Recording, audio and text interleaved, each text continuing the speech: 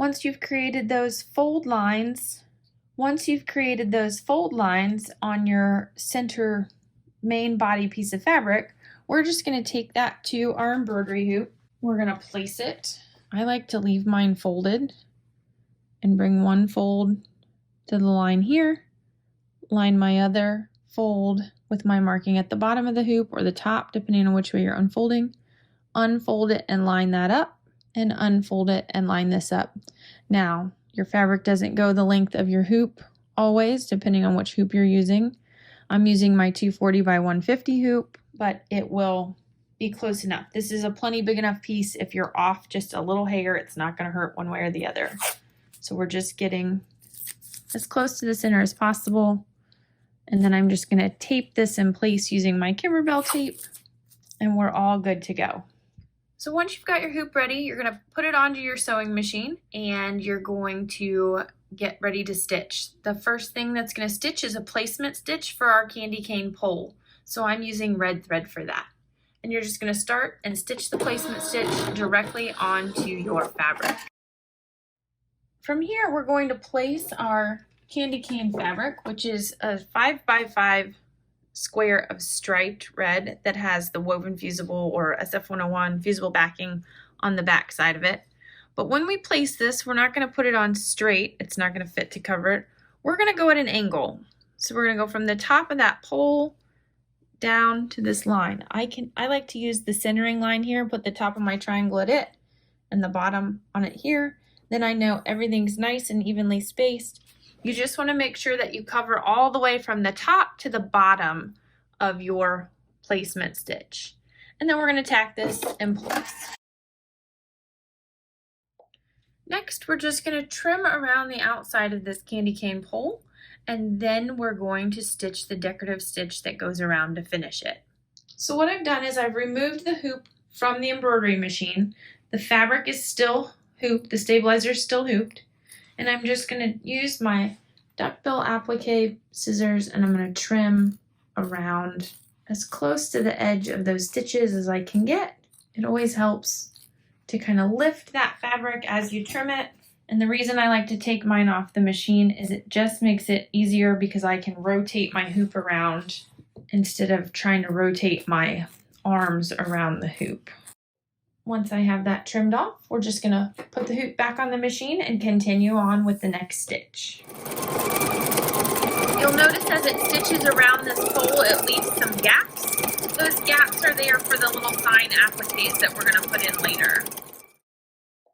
Next, we're going to stitch the placement stitch for our first sign. It's going to use our red leather fabric. So once I've stitched my placement stitch, I'm still continuing on with my red thread. I'm just going to cover up that entire area. You can tape this in place before you stitch it down to keep anything from shifting around. But just make sure that you keep the tape out of the areas where it's going to be stitching. And then we'll stitch this in place. Next, we're going to pull the hoop off the machine and trim around our red sign. I'm going to remove my tape, and then I'm just going to take my duckbill scissors and again trim along that leather. You want to get close to the edge of the leather and the stitching, but not to the point you're so close you're going to trim through those stitches. This is going to be a raw edge finish, so it's okay to leave a little bit of the leather on the outside edge. We'll take this back to the machine, and from there we're going to do a placement stitch for our green felt sign. So we're going to change our thread color. Next, we're going to stitch the placement sign for the green felt sign. Now that I have my placement line, I'm just going to cover it up completely with my piece of green felt. This kind of will stick to the fabric, so I don't usually tape it, but you can if you feel more comfortable that way.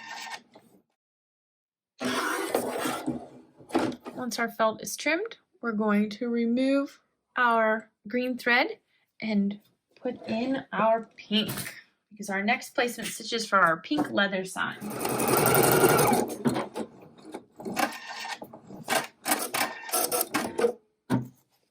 We'll cover it with our pink leather.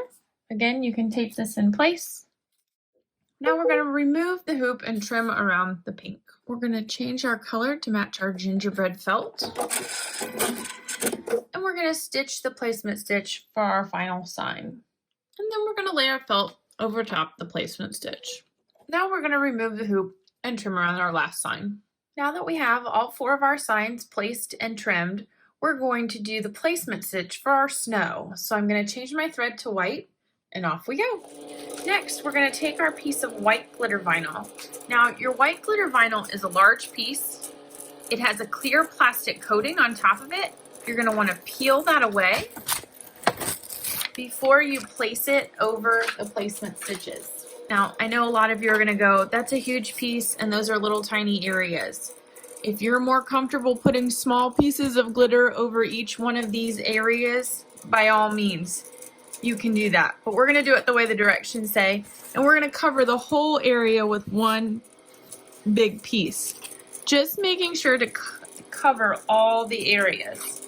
And I'm going to tape this in place on all 4 corners.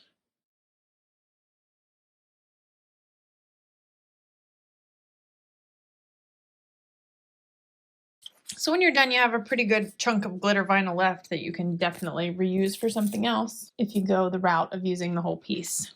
Now, if you've never used the glitter vinyl before, the glitter vinyl does have a glue backing on the back side of it that you can press with an iron to heat set it to keep it from stretching or shifting if any more stitching is being done on top of it. I'm going to go ahead and I'm going to make sure that you cover it with a press cloth because of the fact that not only is it glitter, you don't want the glitter to stick to your iron, but we're using felt and leather and some of those other textures that we are putting this on. I don't want to put my iron on it for very long. So I heat set it, especially that bottom piece, that's the bigger piece.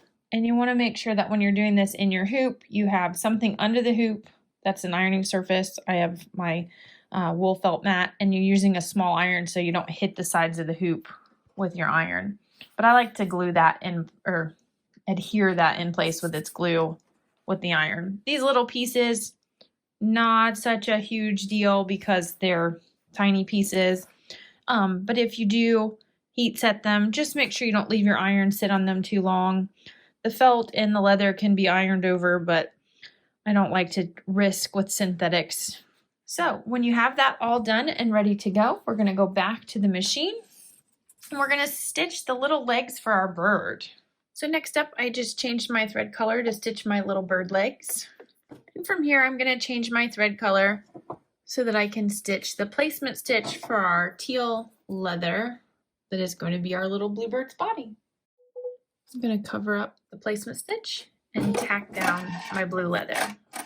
We'll trim around the outside edge. And then we're going to stitch some detail work.